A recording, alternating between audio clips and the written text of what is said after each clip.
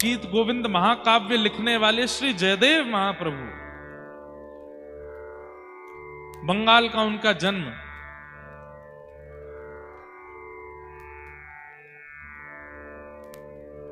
उनके साथ एक लीला हुई कि एक बार वो अपने किसी शिष्य के यहां से प्रसाद पाकर के कहीं जा रहे थे।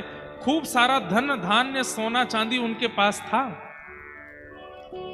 बीच मार्ग में कुछ लुटेरों ने उनके रथ को रोक लिया और सारा धन हरण कर लिया। जयदेव महाप्रभु बोले, भैया तुम सब ले जाओ, हमको छोड़ दो।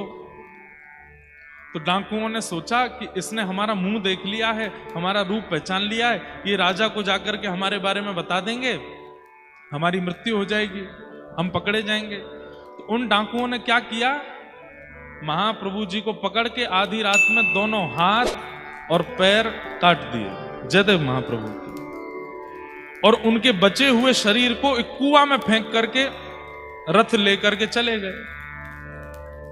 जयदेव महाप्रभु वहीं कुआं में पड़े पड़े गीत गोविंद गा रहे हैं, ठाकुर जी का स्मरण कर रहे हैं। तभी एक नगर का राजा वहां से निकल रहा था। उसने जैसे स्वर सुना तो वो राजा भी गीत गोविंद का पाठ करता था, पर जयदेव महाप्रभु से कभी मिला नहीं था। उसे पता था कि जो गीत गोविंद मैं करता हूं वो किसी जयदेव महाप्रभु ने लिखा है, पर उनका दर्शन नहीं हुआ आज तक मुझे। कुआं में झांक करके देखा तो बिना हाथ बिना पैर का कोई व्यक्ति, और मंद मंद मुस्कुरा रहा है, रक्त की धार बह रही है, और बस जगन्नाथ जी को याद कर रहे हैं। सैनिकों से कहा, जल्दी निकालो इनको बाहर।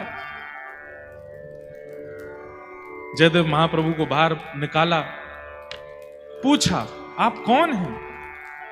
जयदेव महाप्रभु ने अपना परिचय नहीं दिया, बोले कि बस मैं तो जगन्नाथ जी का भक्त हूं, यहां से जा रहा था, किसी व्यक्ति को कुछ चाहिए था, लूट के ले गया, मेरे हाथ पैर काट गया। अरे भगवान, आप मेरे नगर चलिए, मैं आपकी चिकित्सा करवाऊं। और जयदेव महाप्रभु को लेकर के गए, उनकी मल्लम पट्टी आदि करवाई, चिकित्सा करवाई, और राजा ने जयदेव महाप्रभु को अपना राजगुरु बना करके अपने पास बैठा लिया। आज्ञा मांगी, ध्यान से सुनिएगा सब लोग।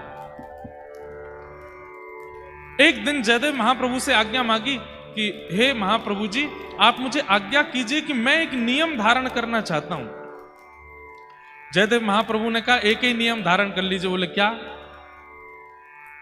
नित्य 1 घंटा के लिए अपने द्वार सब ब्राह्मणों के लिए और सब याचकों के लिए खोला करो, वो जो मांगे उनको दिया करो। 1 घंटे के लिए खूब दान पुण्य किया करो, और 1 घंटे में जो आ जाए और जो मांगे सब दे दो। राजा ने कहा, जो आज्ञा। अब तो महाराज पूरे भारत में हवा की तरह बात फैल गई कि उड़ीसा प्रांत में एक राजा है, 1 घंटे के लिए द्वार खोलता है, उतने में जो पहुंच जाए, जो मांगते हैं सब देता है। बड़े बड़े ब्राह्मण, बड़े बड़े याचक सब आने लगे। तो वो जो चोर थे जिन्होंने जयदेव महाप्रभु के हाथ पैर काटे, उनके मन में आया कि एक राजा मुंह मांगी वस्तु प्रदान करता है, हम भी ब्राह्मण बन के चले जाते हैं, मांग लेंगे राजा से। उन्हें यह नहीं पता था कि जिनके हाथ पर हमने काटे वो वहीं बैठे हैं। चारों ब्राह्मण बनकर के जैसे ही राजा की सभा में पहुंचे, राजा के सिंहासन के बगल में जब जयदेव महाप्रभु को देखा तो चारों घबरा गए। बोले, अरे ये तो वही हैं जिनके हाथ पर हमने काटे थे, ये हमारा रूप जानते हैं, ये राजा को सब सत्य बता देंगे, यहां से निकलने में ही फायदा है। जैसे ही चारों वहां से जाने लगे तो जयदेव महाप्रभु समझ गए कि संकोच में यहां से भाग रहे हैं। उन्होंने तुरंत कहा, अरे राजन राजन देखो, आज कितनी बड़ी कृपा, गुरुकुल में हमारे साथ पढ़ने वाले हमारे मित्रगण आए हैं, इनको बुलाओ। अब यहां क्या हुआ, किसी की घनघोर गलती पर क्षमा किया जा रहा है उसको। इसका परिणाम देखिएगा। जयदेव महाप्रभु ने क्या कहा, ये तो हमारे बचपन के मित्र हैं, सखा हैं, अरे इनको बुलाइए। जैसे ही सुना हमारे गुरुदेव के मित्र हैं तो राजा तो आसन से खड़ा हो गया, खूब सत्कार करने लगा, स्वागत करने लगा। उन चोरों को पकड़ करके भीतर लाए, मुंह मांगी दक्षिणा, मुंह मांगी वस्तु, मुंह मांगा प्रसाद उनको प्रदान किया। और राजा बार बार चरण पकड़े, आप मेरे गुरुदेव के सखा हैं तो मेरे भी गुरु हैं, मैं आपको प्रणाम करता हूं।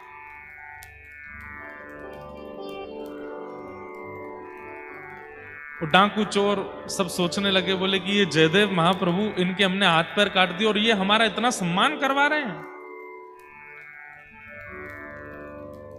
चलो अच्छा है, इतनी सामग्री, इतना धन धान्य दिया। राजा ने कहा ये सब आप लेकर के जाओ। तो उठा नहीं पा रहे थे तो राजा ने सैनिक भेजे उठा करके सामान के इनके आश्रम तक छोड़ के आओ। इतना सामान दिलवाया। जब वे सैनिक सामग्री उठा करके चल रहे थे तो बाहर जाकर के उन सैनिकों ने पूछा, महाराज आप लोग कौन हैं?